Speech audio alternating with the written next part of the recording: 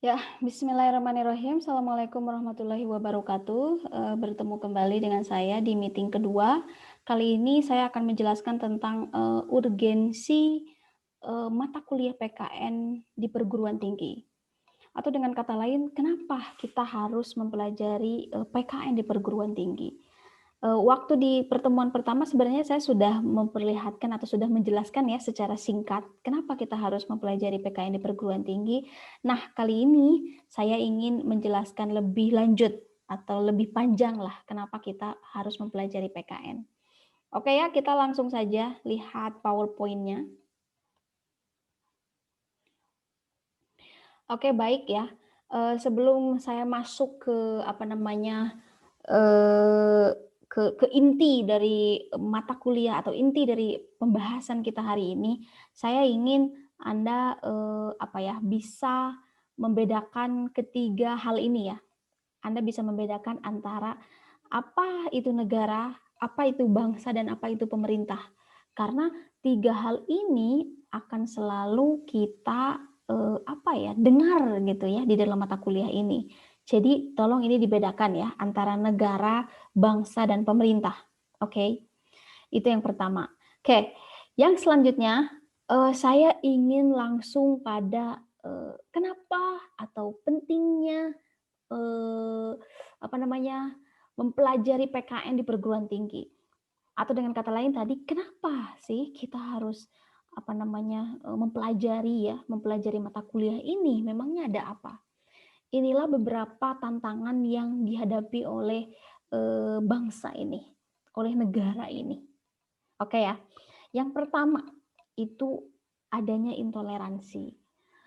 Mmm, ini ini sebenarnya, ramai ya, ramai diperbincangkan karena memang, ya udahlah saya sebut mungkin kurang lebih 5 tahun terakhir ya, ketika pemerintahan bergulir dari SBY ke Jokowi, ini sebenarnya menjadi ramai di pemerintahan yang sekarang. Bukan isu, intoleransi ini ya, saya selalu ngomong isu aja. Oke, karena memang fakta sih, intoleransi itu memang terjadi. Intoleransi, di dalam apa ya, dalam atau di kalangan, agama, ras gitu ya, kemudian, suku kadang gitu ya, termasuk mungkin, budaya ya gitu. Kadang kita bukan kadang, kita sering melihat, intoleransi itu terjadi.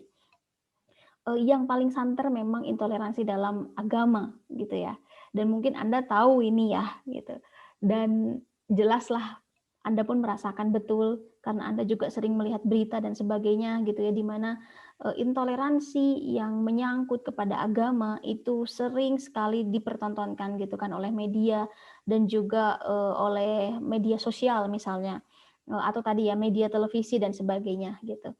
Dan memang itu sebenarnya fakta ya gitu, fakta yang memang terjadi gitu. Walaupun, kadang gitu ya yang menjadi objek dari apa ya, dari itu semua itu adalah, kita sebagai umat muslim. Karena memang muslim yang disorot, muslim yang menjadi mayoritas di negara ini begitu ya, sehingga muslim yang menjadi subjek dari, apa ya namanya, pembuat intoleransi itu gitu dan kadang atau bahkan kita tidak terima itu kan gitu. Intoleransi, emang kita intoleran ya gitu. Oke, terkait dengan hal itu sebenarnya saya memiliki data, bahkan sebenarnya data dari kalangan kita sendiri sebenarnya. Kalau kita misalnya melihat survei dari, apa namanya, PPIM UIN Jakarta misalnya, ternyata intoleransi itu ada juga gitu kan di kalangan pendidikan atau di, apa ya, di di golongan lah atau ya di dalam aspek pendidikan gitu. Terutama mungkin di, apa namanya, praktik, pembelajaran atau pendidikan di sekolah, itu pun ternyata, terjadi intoleransi gitu. Mungkin nanti Anda langsung saja ya melihat data-datanya langsung, karena, itu juga harus Anda ketahui gitu kan, di mana letak intoleransi kita gitu kan, yang menyangkut tentang agama, itu pun menurut saya ya harus dibuka lebar-lebarlah gitu pemikiran kita dan juga apa ya, pandangan kita terhadap itu. Data-data itu sebenarnya, apa ya, benar adanya dan memang, itu menjadi salah satu headline kenapa itu bisa dikatakan sebagai tantangan intoleransi. Tetapi menurut saya intoleransi juga bukan hanya di kalangan agama kita ya, artinya okelah misalnya kita sebagai muslim, apalagi kita juga kuliah di universitas Islam gitu ya, dan mungkin yang disorot adalah Islam itu sendiri. Tetapi saya melihat sama juga gitu ya, intoleransi dalam agama itu tidak hanya muslim yang disorot, tetapi yang lain juga gitu. Mungkin Anda pernah dengar, muslim Rohingya gitu ya, yang justru menjadi objek dari intoleransi gitu ya di sebuah negara gitu kan, tertentu gitu kan. Dan juga masih banyak lagi misalnya India dan sebagainya lah gitu ya, Thailand gitu ya, itu juga terjadi gitu. Artinya, sebenarnya, agama gitu ya, selalu menjadi headline, yang dikaitkan dengan intoleransi, agama apapun itu. Oke, itu intoleransi. Jadi apakah di negara kita ini terjadi intoleransi? Ya. Kalau saya melihat data-data yang ada, iya, memang terjadi intoleransi. Baik dari Islam itu sendiri atau dari non-Muslim. Menurut saya headline-nya adalah agama sih. Saya melihat agama gitu ya. Bisa menjadi aspek atau isu atau aspek yang sangat kental gitu ya dengan hal-hal yang terkait dengan intoleransi gitu ya. Kemudian yang kedua adalah radikalisme dan terorisme. Ini juga sama sih sebenarnya, radikalisme dan terorisme ini selalu dikaitkan dengan Islam karena memang itu awalnya berawal dari situ gitu ya. Awalnya yang kejadian di Amerika ketika gedung kembar WTC dibombardir oleh pesawat dan itu adalah Al-Qaeda gitu ya. Dari situlah muncul radikalisme dan terorisme. Berawal dari Islam sehingga akhirnya sampai detik ini pun radikalisme dan terorisme itu selalu saja dikaitkan dengan Islam. Walaupun yang baru-baru terjadi misalnya yang di New Zealand itu ketika orang Islam mau sholat di bredel oleh seseorang yang menyatakan diri sebagai dia itu dia non Muslim jelas dan dia menembak orang-orang Muslim gitu ya ketika sholat. Tetapi itu tidak bisa disebut radikalisme dan terorisme atau orang tidak mengatakan itu radikalisme dan terorisme gitu. Padahal sebenarnya itu pun radikalisme dan terorisme gitu ya. Jadi memang ini sebenarnya perdebatan yang sangat hangat dan panjang gitu ya terkait dengan hal ini. Oke, katakanlah kita sebagai Muslim, saya rasa kita pun memahami ketika ada kata radikalisme dan terorisme, oh Islam ya gitu. Nah, itu pasti kan ke arah situ gitu kan. Walaupun di satu sisi kita juga tidak menerima gitu karena radikalisme dan terorisme ini ya satu kata yang sangat general dan tidak bisa dinisbatkan pada salah satu pihak gitu. Itu sangat tidak adil gitu ya. Oke. Next gitu ya. Tantangan yang dihadapi separatisme yang pernah saya katakan pada Anda bahwa ada wilayah-wilayah yang ingin memisahkan diri dari negara ini. Dan yang pertama yang sudah berhasil itu adalah Timor Leste itu.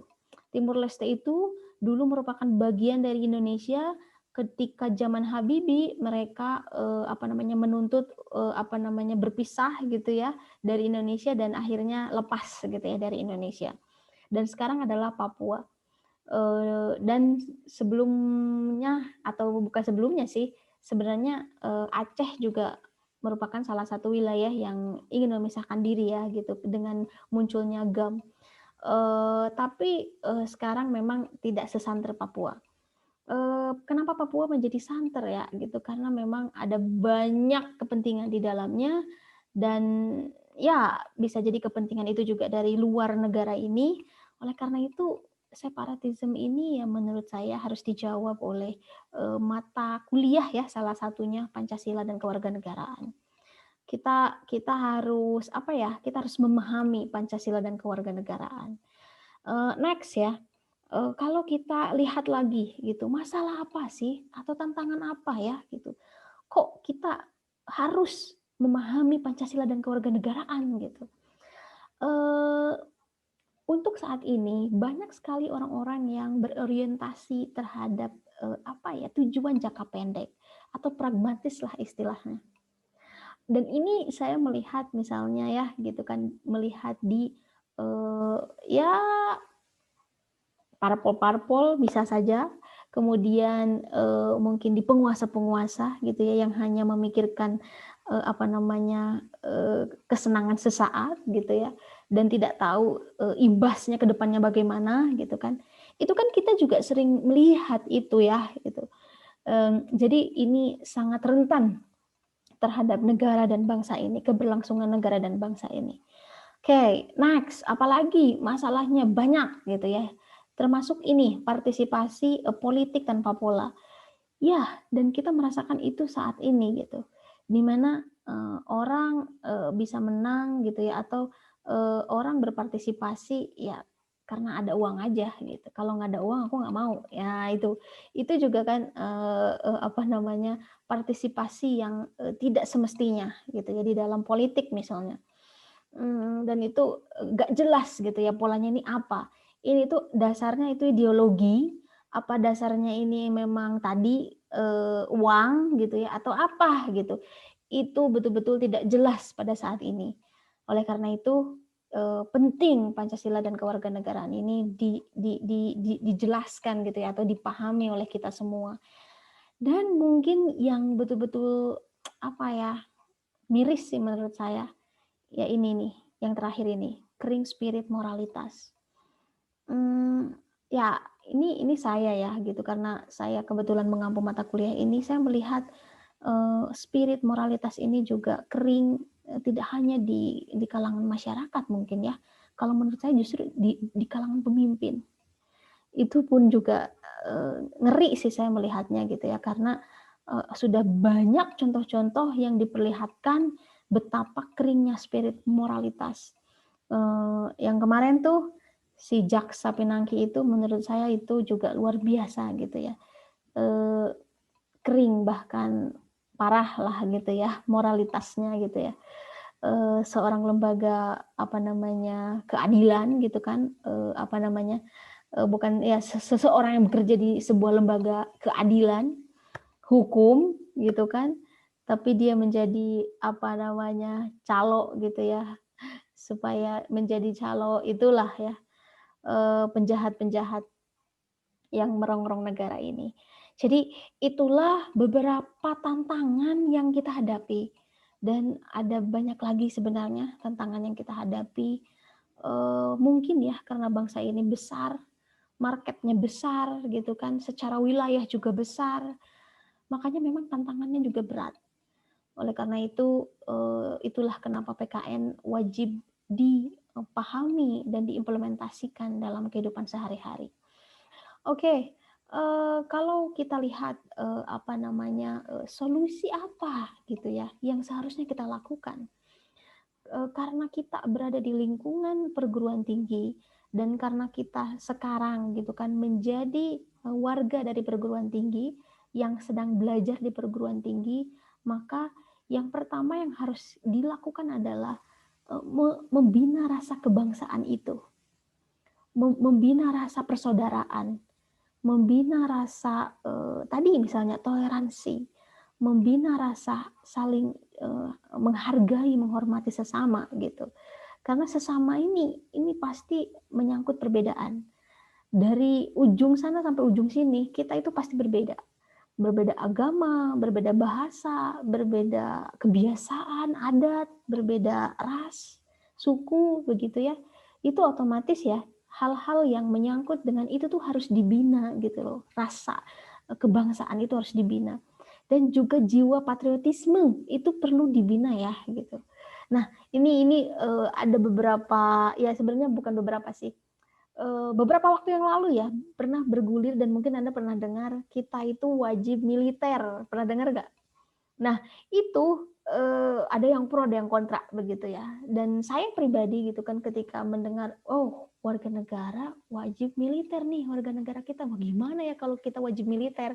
Seperti halnya Korea Selatan gitu kan, seperti halnya Korea Utara, Kemudian siapa lagi ya yang wajib militer itu? Taiwan kalau tidak salah juga wajib militer, Cina juga sama. Gimana kalau Indonesia wajib militer misalnya ya terkait dengan patriotisme?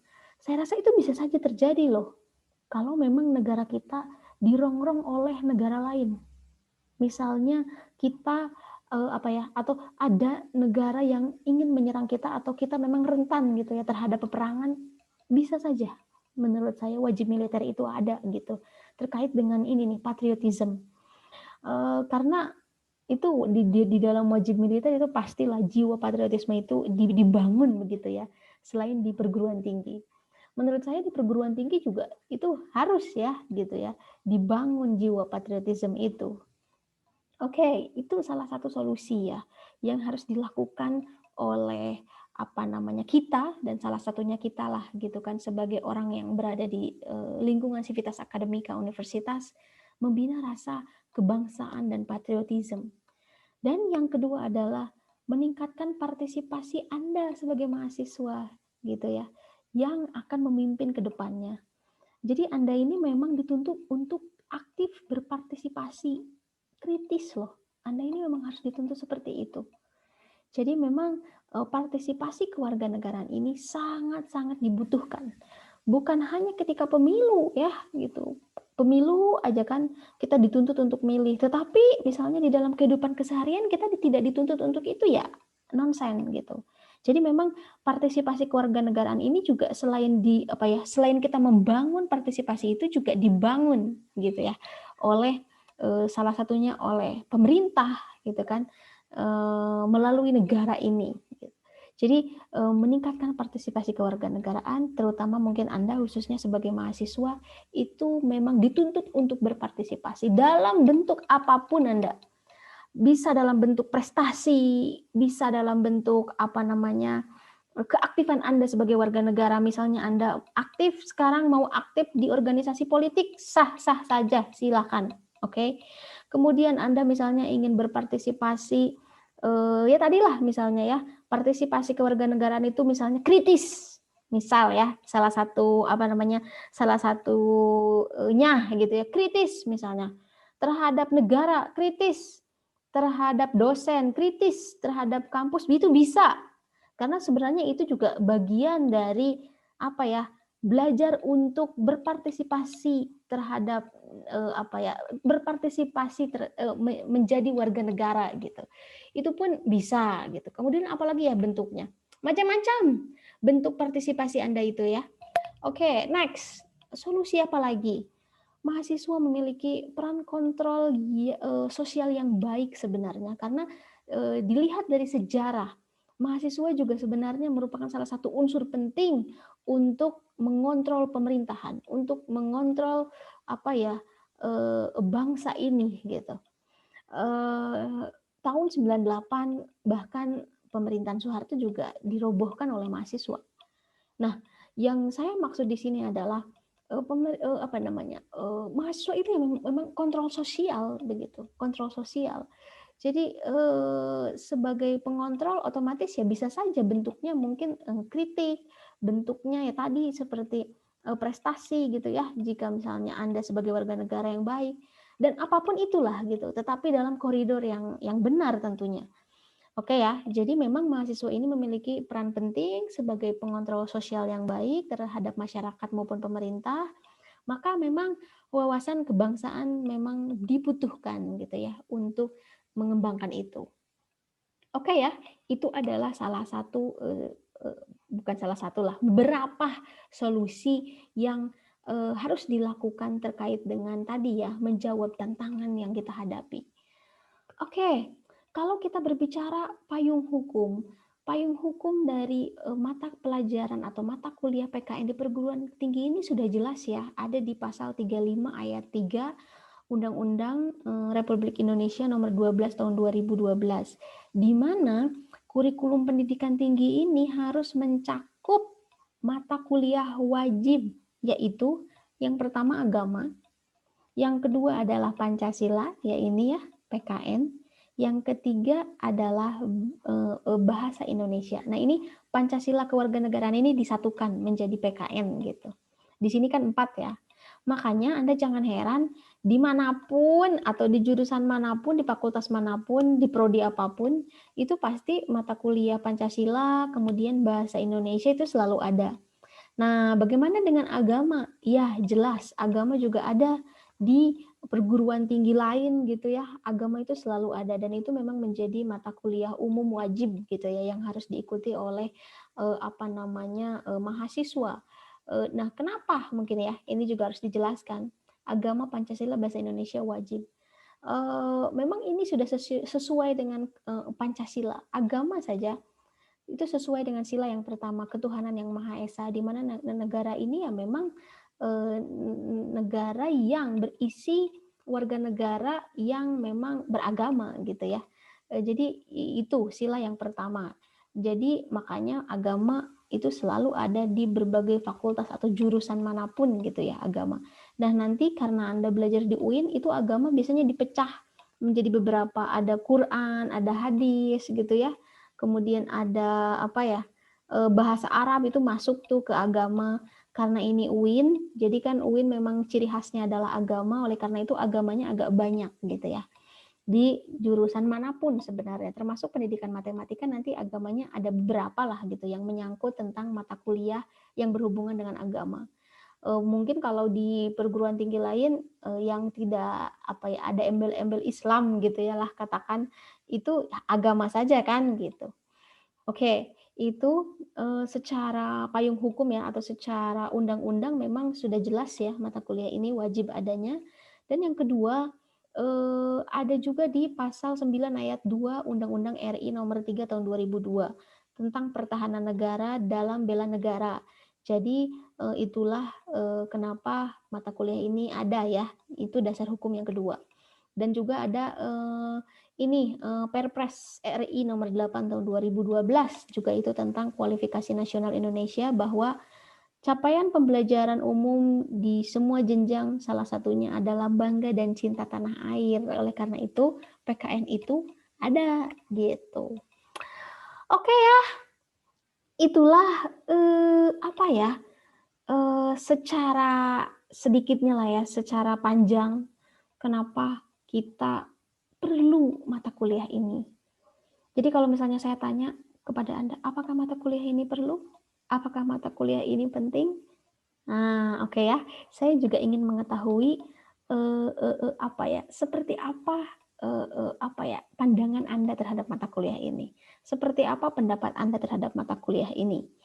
Oke, sebelum ke situ saya juga ingin memperlihatkan lagi gitu ya bahwa tujuan dari mata kuliah PKN sebenarnya meng-create Anda menjadi warga negara yang baik. Itu. Nah, terkait dengan ini, saya kan sebelumnya cerita sedikit ya. Jadi ada seseorang, dia dapat beasiswa. Dan beasiswa itu kan pasti miliaran ya gitu. Dari Indonesia dan dia mendukung separatisme di Papua. Coba Anda bisa bayangkan. Jadi secara atau jangankan mungkin kalau kita lihat dari konsep Pancasila dan kewarganegaraan lah, secara pribadi aja lah. Anda ngasih sesuatu sama orang, tapi orang itu gigit Anda, ini kira-kira gimana ya? Itu aja dulu ya. Jadi ini perlu untuk ditekankan bahwa Pancasila dan kewarganegaraan ini memang menciptakan Anda ya gitu ya. Ininya ya idealnya mata kuliah ini supaya Anda menjadi warga negara yang baik gitu. Itu yang pertama. Dan yang kedua adalah supaya Anda berpartisipasi dalam kepentingan publik berbasis rasa kebangsaan dan cita tanah air.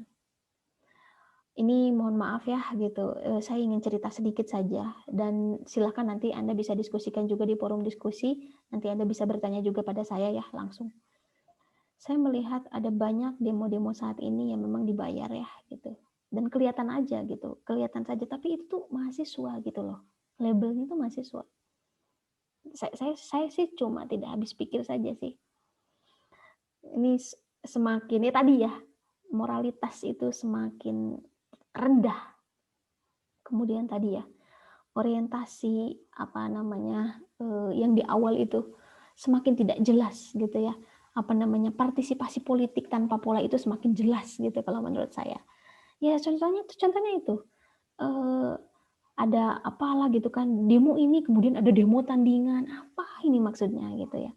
Ya maksudnya sih saya paham sebenarnya ke arah mana, tapi ketika pendemonstrasi itu adalah mahasiswa gitu kan, dan mahasiswa itu tadi dituntut untuk, berpartisipasi, untuk kepentingan publik dan didasarkan pada rasa kebangsaan dan cinta tanah air, itu saya kadang suka malu sendiri juga sih begitu ya.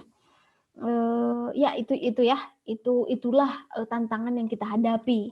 Oleh karena itu, mata kuliah ini tujuannya adalah supaya Anda memiliki partisipasi atau berpartisipasi terhadap kepentingan publik yang didasarkan pada rasa kebangsaan dan cinta kepada tanah air. Itulah tujuan dari mata kuliah ini. Oke, saya juga ingin, mendengar pendapat Anda, karena dari awal sampai pertemuan kedua saya ngomong terus gitu ya, dan tantangannya kan sebenarnya juga Anda sudah tahu bisa jadi gitu. Saya ingin Anda juga berpartisipasi nih. Saya ingin tahu pendapat Anda. Menurut Anda, permasalahan apa saja yang dihadapi oleh negara dan bangsa ini terkait dengan ideologi dan kewarganegaraan? Oke ya, saya ingin tahu, silakan tulis nanti di forum diskusi, tanyakan saja langsung pada saya. Seperti biasa saya akan menjawab via voice note, oke? Next, yang kedua, sebutkan salah satu solusi yang dapat dilakukan oleh kita sebagai warga negara dan oleh pemerintah ya terhadap masalah tersebut. Jadi satu aja lah. Oleh kita bagaimana, oleh pemerintah bagaimana gitu. Dan tadi permasalahannya apa gitu ya. Gak usah banyak-banyak, satu juga boleh kok. Karena kan nanti dari teman-teman akan banyak ya pendapatnya. Oke ya, saya ingin tahu seperti apa pendapat Anda. Silakan nanti Anda siapkan pertanyaan dan solusinya itu di forum diskusi dan saya akan lihat satu persatu seperti apa pendapat Anda dan kalau ada bukan kalau, saya akan menjawab secara umum melalui voice note. Oke ya, itu saja untuk pertemuan kedua kali ini. Jadi itulah urgensi kenapa kita harus mempelajari PKN ya. Intinya negara ini banyak masalah ya, masalah yang akan membuat kita pecah gitu. Dan itu sangat disayangkan dan tentunya harus kita hadapi dan dicari solusinya jelas. Oke? Oke, sekian pertemuan kedua. Setelah ini silakan Anda bisa download PowerPoint-nya dan juga ada PowerPoint dari Pak Heris. Beliau menjelaskan tentang apa yang dimaksud dengan Pancasila, artinya gitu ya, secara etimologi gitu kan, terminologinya seperti apa. Jadi silahkan Anda bisa lihat juga langsung di LMSI Knows, oke? Dan juga nantilah ada step-stepnya Anda pun akan paham gitu ya. Oke, itu saja yang bisa saya sampaikan dalam pertemuan ini. Assalamualaikum warahmatullahi wabarakatuh.